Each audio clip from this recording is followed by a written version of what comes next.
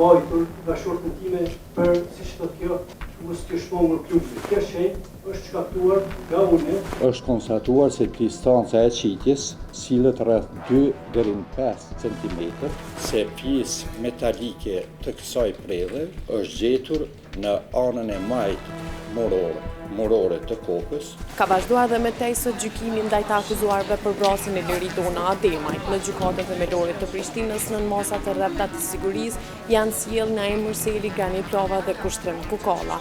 Sot në këtë seancë pritet që të dëgjohet eksperti mjekologjor Naim Uka, i cili kishte realizuar ekspertizën ndaj të ndjerës Liridona Ademaj. Gjatë procedurave të autopsisë mjekologjore është konstatuar vrima hyrëse në regionin e djathtë moror të kokës, e shkaktuar nga veprimi dinamik i predhës së hedhur nga armë e zjarrit. Është e rëndësishme të ceket se pjesë metalike të kësaj predhe është gjetur në anën e majtë morore të kokës, e cila është dorëzuar si provë. Si rezultat i kësaj plage ka ardhur edhe gjakderdhja e brendshme dhe jashtme trurore, e cila është edhe shkaku i vdekjes. Gjatë ekzaminimit të plagës hyrëse kemi konstatuar përreth vrimës hyrëse prezencën e faktorëve plotësues të qitjes, të cilët kanë shkaktuar djegjen lëkurore me prezencë të grimcave të barotit, dhe në bazë të këtyre provave mjekologjore është konstatuar se distanca e qitjes sillet rreth 2 deri në 5 cm.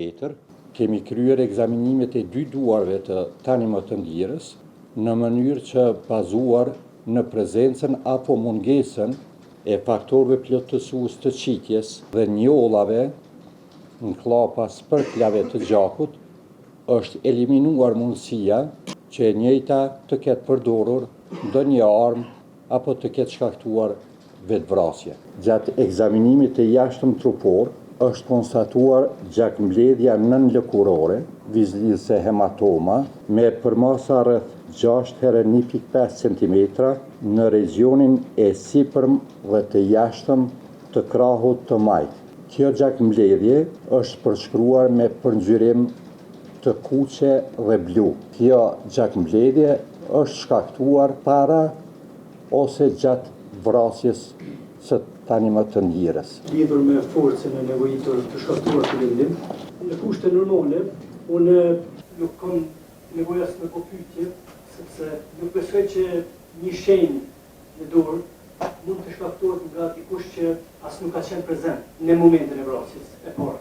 Por prokurorja në aktakuzën e saj pohën që kjo shenjë është shkaktuar nga unë, sepse sipas saj kam mbajtur nga shortën time për, siç thotë kjo, mos të shmangur klumbin.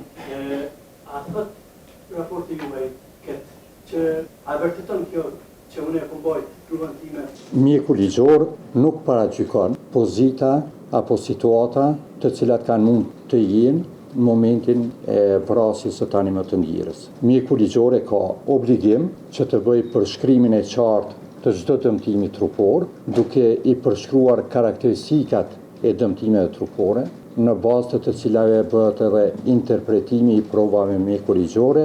Prandaj është shumë normale që në një raport autopsie nuk mund të shënohen pohimet e tilla. Doktor, ju në raportin tuaj tregoni që dëmtimi është shkaktuar në periudhën kohore jo më gjatë se 1 orë para vdekjes. Që do të thotë, ka mund të ndodhë 59 minuta para vdekjes ose 10 sekonda para vdekjes. A është saktë kjo? Kjo ka mund të shkojë deri në 3 orë para vdekjes. Në raport thuhet 1 orë. Nëse ka mundësi veçme, po. Kjo ka mund të shkojë deri në 3 orë, prej 0 deri në 3 orë para momentit të vdekjes, pasi që, siç e theksua më herët, e ndjera ka qenë obeze, dhe për këtë arsye variablat e periudhës kohore të shkaktimit të këtij dëmtimi zgjerohen. Apo jashtohet mundësia e vetë lëndimit në momentin në tentativë për të ikur apo diçka tjetër? Jo, nuk mund të përjashtoj. Unë nuk mund ta përjashtoj, edhe nuk është detyrë jemi.